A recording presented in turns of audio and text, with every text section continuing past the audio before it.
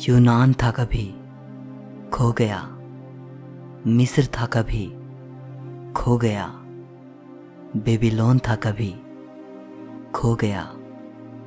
कितनी सभ्यताएं आई और चली गई, लेकिन भारत, जिसकी परंपरा इतनी पुरानी होने के बावजूद भी आज भी अपना अस्तित्व बनाए हुए है। मार्क ट्वेन लिखते हैं, भारत मानव जाति का पालना है। ये वो स्थान है जहां मानव भाषा का जन्म हुआ। भारत की धरती मानव इतिहास की माँ है। ये महान गाथाओं की दादी है और परंपराओं की परदादी है।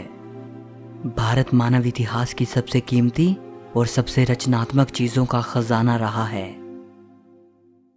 इस वीडियो में हम भारत के प्राचीन इतिहास से जुड़ी 7 इंटरेस्टिंग बातें जानेंगे। नंबर 1, आर्कियोलॉजिकल एविडेंसेस बताते हैं कि भारत का शहर वाराणसी दुनिया के सबसे प्राचीन बसाए गए शहरों में से एक है, जो आज भी अपने वजूद में है। इसे बनारस भी कहा जाता है और ऋग्वेद में इसे काशी कहा गया है। वैसे बनारस को कम से कम 3000 साल पुराना माना जाता है, लेकिन हिंदू मिथोलॉजी के अनुसार भगवान शिव ने 5000 साल पहले इस शहर की स्थापना की थी। और आपको जानकर हैरानी होगी कि जब 2500 साल पहले भगवान बुद्ध काशी आए थे, उस वक्त भी इसे द एंशिएंट सिटी कहा जाता था। हिंदू धर्म के 7 पवित्र स्थानों में से काशी को सबसे पवित्र माना जाता है। यहाँ तक कि जैन और बौद्ध धर्म में भी काशी एक बेहद पवित्र स्थान है। नंबर 2, तक्षशिला विश्वविद्यालय को दुनिया की सबसे पहली यूनिवर्सिटी माना जाता है। इसको ईसा से 700 साल पहले प्राचीन भारत के तक्षशिला शहर में स्थापित किया गया था। आजकल ये जगह पाकिस्तान में मौजूद है। तक्षशिला में विश्व भर के 10,500 से भी ज़्यादा स्टूडेंट्स पढ़ा करते थे। Science, math, medicine, politics, astrology, astronomy, music, religion और फिलॉसफी जैसे 60 से भी ज़्यादा विषय यहाँ पढ़ाए जाते थे। अलग अलग विषयों के स्कॉलर्स ने अपने अपने आश्रम यहाँ बना रखे थे।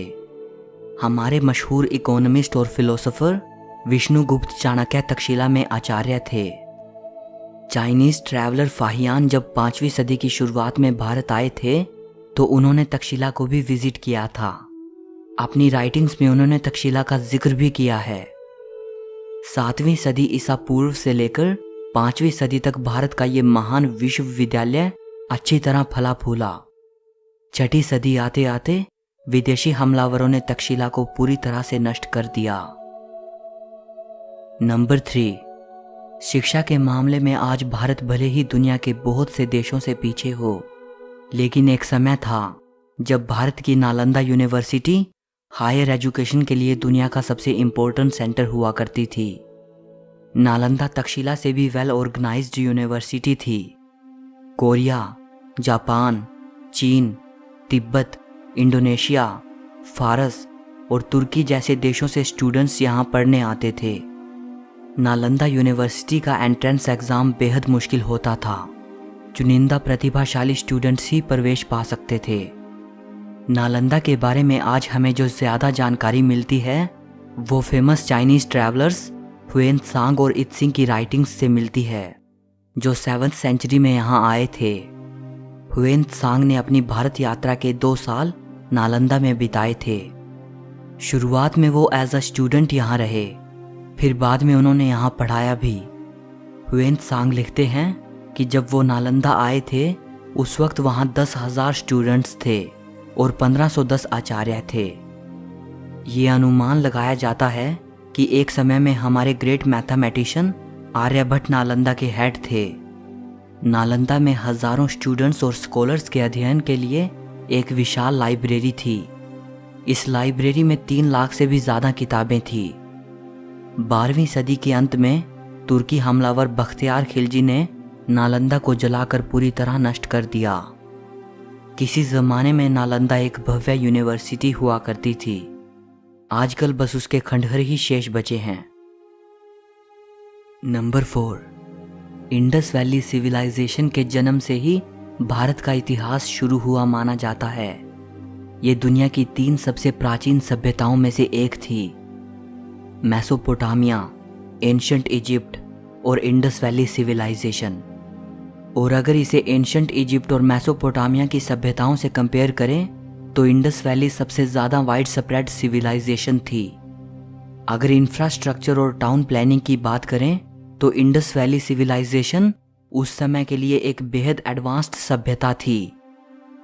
सिंधु घाटी सभ्यता के बारे में ये माना जाता है कि यह सभ्यता 3300 ईसा पूर्व से लेकर 1300 ईसा पूर्व तक अस्तित्व में थी। लेकिन नई डिस्कवरीज ये बताती हैं कि यह सभ्यता कम से कम 8000 साल पुरानी हो सकती है। 1920 तक हमें इस सभ्यता के बारे में कुछ भी नहीं पता था। 1920s में जब इंडिया के आर्कियोलॉजिकल डिपार्टमेंट ने इंडस वैली में खुदाई की तो वहाँ इस सभ्यता के 2 पुराने शहरों मोहेंजोदारो और हड़प्पा के अवशेष मिले थे। इसके बाद ही हमें इंडस वैली सिविलाइजेशन के बारे में पता चला। मोहेंजोदारो और हड़प्पा ये दोनों साइट्स अब पाकिस्तान में हैं। सिंधु घाटी सभ्यता के बारे में अभी तक बहुत ही कम जानकारी मिल पाई है और बहुत से प्रश्नों का जवाब मिलना अभी बाकी है। नंबर 5, जीरो का आविष्कार भारत में हुआ था। 2 महान इंडियन मैथमेटिशियंस ब्रह्मगुप्त और आर्यभट्ट को जीरो के आविष्कार के लिए क्रेडिट दिया जाता है और जिनको आज दुनिया अरबिक न्यूमरल्स कहती है, इनका आविष्कार अरब में नहीं हुआ था बल्कि 6th और 7th सेंचुरी में इनको इंडियन मैथमेटिशियंस ने इन्वेंट किया था। अरब और फारस के लोग इनको हिंदू न्यूमरल्स कहते थे। अल किंदी जो कि अरब के मैथमेटिशियन थे और अल ख्वारिज़मी जो कि फारस के मैथमेटिशियन थे। इन दोनों की राइटिंग्स के जरिए ही ये भारतीय न्यूमरल सिस्टम यूरोप तक पहुंचा था और इसीलिए बाद में यूरोपियंस इनको अरबिक न्यूमरल्स कहने लगे थे। आइंस्टाइन लिखते हैं, हम भारतीयों के बेहद ऋणी हैं जिन्होंने हमें गिनती करना सिखाया, जिसके बिना कोई भी सार्थक वैज्ञानिक खोज नहीं की जा सकती थी। नंबर 6, सर्जरीज कितनी मुश्किल होती हैं और अगर आप एक ऐसे ज़माने में हो जब स्कैल्पल का आविष्कार ही नहीं हुआ था तब तो इसकी कल्पना भी नहीं की जा सकती। आज से 2600 साल पहले एक एंशिएंट इंडियन फिजिशियन सुश्रुत बेहद कॉम्प्लेक्स सर्जरीज किया करते थे, जैसे cataract, kidney stones, artificial limbs, rectifying fractures और इवन प्लास्टिक सर्जरी। सुश्रुत को पहला व्यक्ति माना जाता है जिसने इंसानों पर सबसे पहले मेडिकल सर्जरी परफॉर्म की, इसीलिए इनको फादर ऑफ सर्जरी भी कहा जाता है। सुश्रुत ने शल्य चिकित्सा पर एक संस्कृत ग्रंथ लिखा था जिसे सुश्रुत संहिता कहा जाता है। सुश्रुत संहिता को चिकित्सा पर लिखा गया most important surviving ancient treatise माना जाता है और इसे आयुर्वेद का फाउंडेशनल टेक्स्ट भी माना जाता है। सुश्रुत संहिता में 184 चैप्टर्स हैं जिनमें जिक्र मिलता है 1120 बीमारियों का, 700 मेडिसिनल प्लांट्स का, 64 प्रेपरेशंस फ्रॉम मिनरल सोर्सेज और 57 preparations based on animal sources. इसके अलावा बहुत से सर्जिकल इंस्ट्रूमेंट्स दर्शाए गए हैं। 8वीं सदी में सुश्रुत के इस महान ग्रंथ को किताब शाह शुन अल हिंदी नाम से अरबी भाषा में भी ट्रांसलेट किया गया था। एक और महान एंशिएंट इंडियन फिजिशियन थे महर्षि चरक, जो सुश्रुत के बाद और ईसा से 200 साल पहले हुए थे। इनकी शिक्षा तक्षशिला में हुई थी। चरक को पहला फिजिशियन माना जाता है जिसने डाइजेशन, मेटाबॉलिज्म और इम्यूनिटी के कॉन्सेप्ट को सामने रखा। महर्षि चरक की मेडिकल ट्रीटस चरक संहिता को आयुर्वेद की एनसाइक्लोपीडिया माना जाता है। नंबर 7, अगर भारत के इतिहास में झांकें तो वो बेहद वैभवशाली नजर आता है। ब्रिटिश रूल से पहले भारत दुनिया के सबसे अमीर देशों में शुमार हुआ करता था, या संभवतः सबसे अमीर देश। यूं ही नहीं, ये देश विश्व भर में सोने की चिड़िया कहलाता था। अगर कहा जाए तो गलत ना होगा कि इस देश की मैसिव वेल्थ ने ही इतने इन्वेडर्स को यहां आकर्षित किया।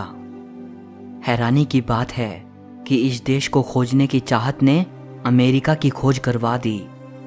कोलंबस जो भारत के लिए निकला था और गलती से अमेरिका पहुंच गया। और कोलंबस के महज कुछ साल बाद ही वास्को ड गामा भारत की जमीन पर कदम रखने वाला पहला यूरोपियन बना। सो इस वीडियो के लिए बस इतना ही। अगर आपको वीडियो अच्छी लगी हो तो लाइक और शेयर कर देना, और हिस्ट्री से जुड़ी ऐसी ही वीडियो देखने के लिए चैनल को सब्सक्राइब करके घंटी को दबा देना। सो मिलते हैं अगली वीडियो में।